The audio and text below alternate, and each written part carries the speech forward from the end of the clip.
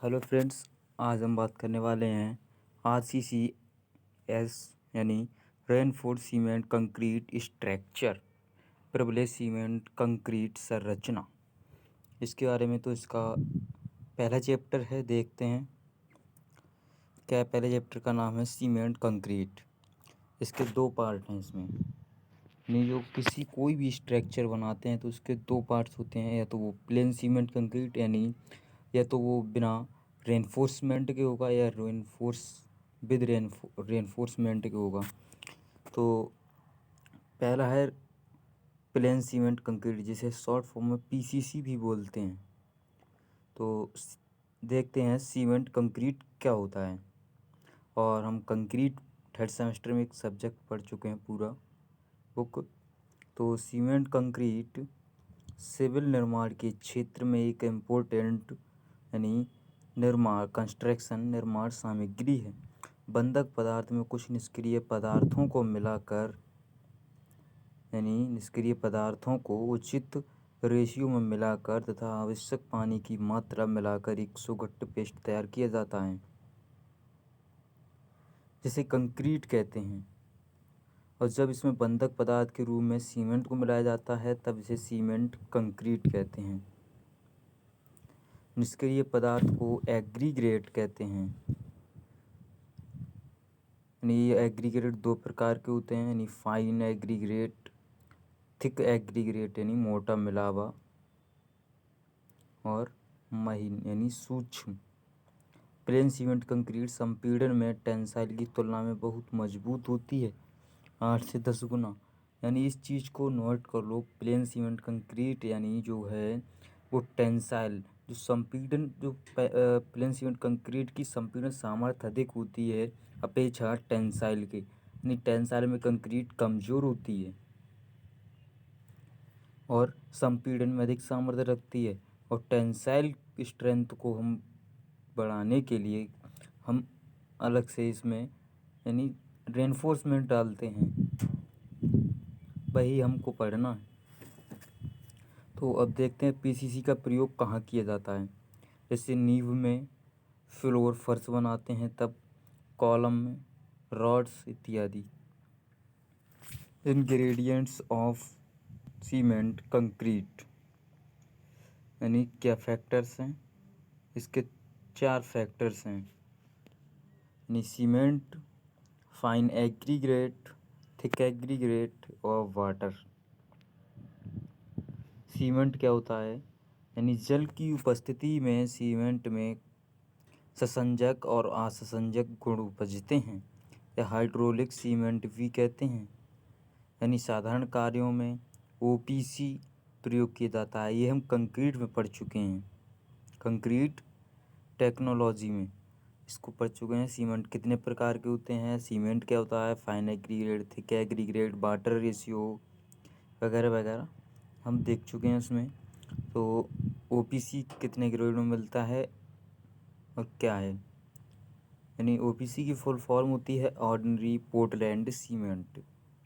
33 grade का मतलब है यानी जो इसकी स्ट्रेंथ है वो 33 न्यूटन पर mm² होगी। इसी प्रकार 43 ग्रेड की यानी 43 न्यूटन पर mm² और 53 न्यूटन पर mm² होगी। ये IS कोड 12,269 है इसका, 53 का। आगे देखते हैं इसमें रैपिड हार्डनिंग सीमेंट, यानी सीमेंट के प्रकार दिए गए हैं। OPC हो गया, रैपिड हार्डनिंग हो गया यानी शीघ्र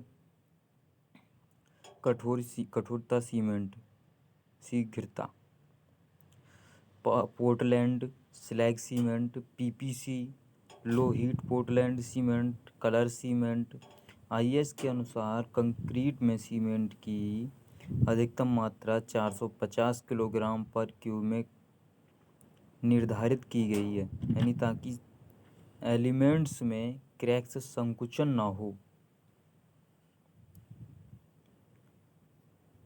यानी जो क्यूबिक है, एक क्यूबिक मीटर एरिया में 450 किलोग्राम सीमेंट प्रयोग किया जाएगा। इसका मतलब ये है। यानी 450 किलोग्राम का मतलब कितने पैकेट हो गए, यानी एक पैकेट में कितना आता है 50 kg। तो कितने पैकेट हो गए, 50 से डिवाइड कर दो 59, यानी 9 पैकेट हो गए। अब बात करते हैं फाइन एग्रीगेट क्या होता है। महीन मिलावे के रूप में बालू का प्रयोग कर अधिक किया जाता है, यानी fine aggregate of size 4.75 mm और ये सॉरी समझ नहीं आ रहा, यानी जो इसका जो फाइननेस है वो 2.0 से 3.5 के अप्रॉक्स होना चाहिए, यानी बीच में होना चाहिए। कोर्स सैंड का ये 10 mm से 20 mm के बीच प्रयोग किया जाता है आरसीसी में। एंड अब बात करते हैं वाटर क्या होता है। सीमेंट कंक्रीट को सुगठित बनाने के लिए पानी का प्रयोग किया जाता है, तब एक रासायनिक क्रिया होती है जिसे हाइड्रेशन ऑफ सीमेंट कहते हैं। सीमेंट में इसके वजन का यानी 25% जल मिलाया जाता है और कंक्रीट में साफ पानी मिलाना चाहिए, यानी पानी का पीएच मान 6 से कम नहीं होना चाहिए।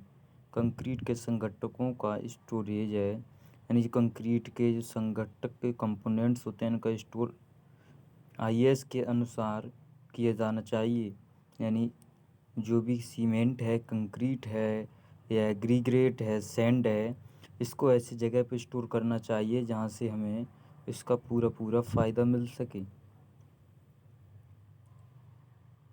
जैसे कि यदि हम कंक्रीट को या एग्रीगेट को कहीं साफ़ जगह पे नहीं उतारेंगे, नहीं डंप कराएंगे, तो उसमें जो तली का होगा एग्रीगेट वो 10% ख़राब हो जाएगा।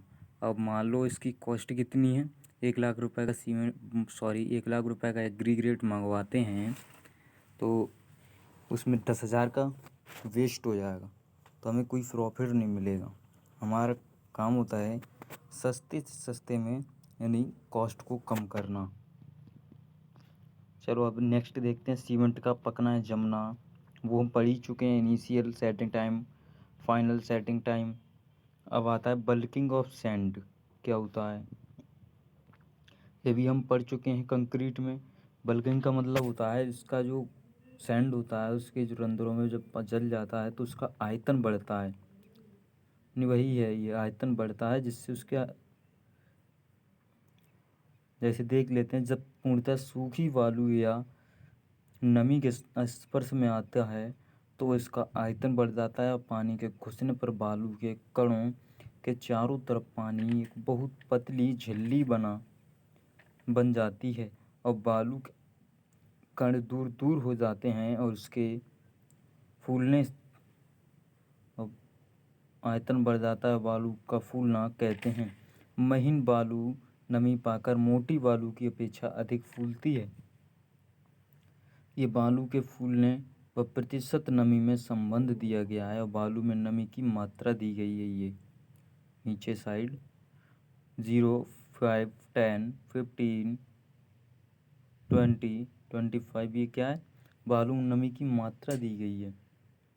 और इधर आयतन में बढ़ोतरी दी गई है।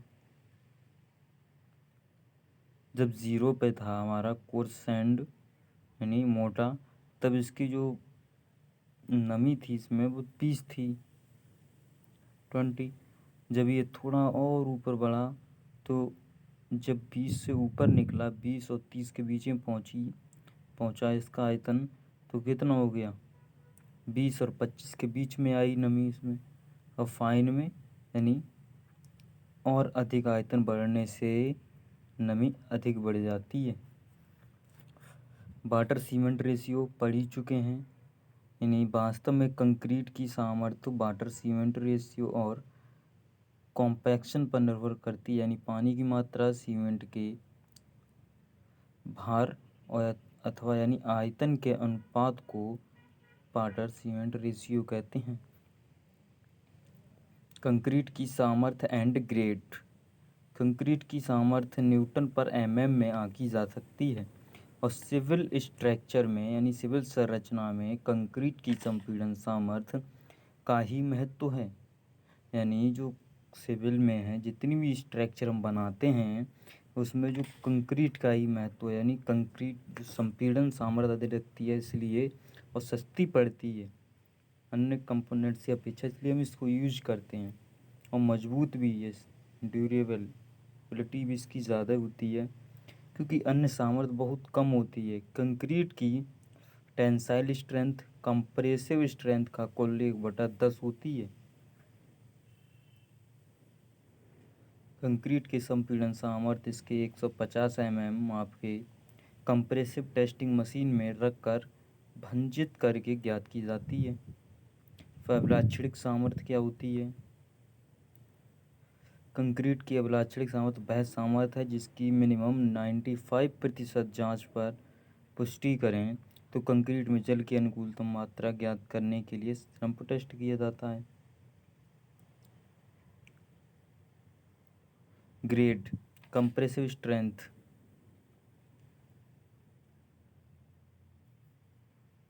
ग्रेड यानी जो जैसे कहते हैं M20 M15 M7 10, ये क्या है? ग्रेड हैं इसके, और ये ग्रेड न्यूटन पर mm² में ली जाती है। टेंसाइल स्ट्रेंथ की बात की जाए तो सीमेंट कंक्रीट की टेंसाइल स्ट्रेंथ इसकी कंप्रेसिव स्ट्रेंथ का 10 से 15% ही होती है। Flexural and splitting tensile strength 516 रॉयस के अनुसार 58-16 के अंतर्गत ज्ञात करनी चाहिए। मोटे तौर पर कंक्रीट की टेंसाइल स्ट्रेंथ कंप्रेसिव स्ट्रेंथ के आधार पर ज्ञात की जा सकती है। यानी देखो क्या फार्मूला होता है इसका, flexural tensile strength FCR short form में बोलते हैं, यानी F फ्लेक्चरल और CR इक्वल 0.7 √FCK न्यूटन पर mm²। और FCK होती है कंक्रीट की घन सामर्थ्य यानी 28 दिन पर संपीड़न सामर्थ्य। Modulus of elasticity of concrete यानी का प्रत्यास्थता मापांक कंक्रीट मिलावे के प्रत्यास्थता गुणों से प्रभावित होता है। और कंक्रीट का प्रत्यास्थता मापांक कंक्रीट की संपीड़न सामर्थ्य से निम्न समीकरण से ज्ञात कर सकते हैं। EC यानी निकाल सकते हैं तो EC इक्वल 5000 √FCK, और EC क्या है? कंक्रीट का स्थैतिक प्रत्यास्थता मापांक है, और FCK कंक्रीट की घन सामर्थ्य 28 दिन की यानी अभिलाक्षणिक स्ट्रेंथ बोलते हैं, और ये न्यूटन पर mm में। याद रखना जो RCC में कैलकुलेशन न्यूमेरिकल डाटा सॉल्व करेंगे तो उसमें अधिकतर जो यूनिट होगा वो न्यूटन पर mm ही होगा, mm² ही होगा। वास्तविक मापा गया प्रत्यास्थता मापांक उपरोक्त जबकि ज्ञात मापांक में प्लस माइनस यानी 20% का अंतर हो सकता है। वास्तविक मापा गया प्रत्यास्थता मापांक और जो एक फॉर्मूले से निकाला गया उसमें 20 प्लस माइनस 20 का अंतर हो सकता है।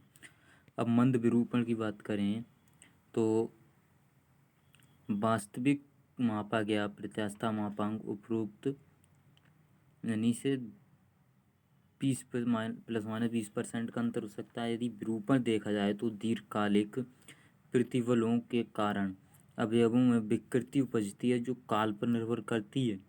विरूपण जिसे क्रीप बोलते हैं इंग्लिश में, ये भी बहुत ही याद रखने वाला डाटा है। न्यूमेरिकल याद रखना, 7 डेज में विरूपण कितना होगा? 2.2, ये 28 डेज में 1.6 और 1 ईयर 1.1। ये याद कर लो, बहुत काम आएगा क्योंकि न्यूमेरिकल सॉल्व करते वक्त बहुत काम आएगा और याद रखना पड़ेगा एग्ज़ाम में भी। Thank you friends. अब बात करेंगे अगले पार्ट सेकंड में RCC में। ये प्लेन सीमेंट PCC हो गया। Thank you friends.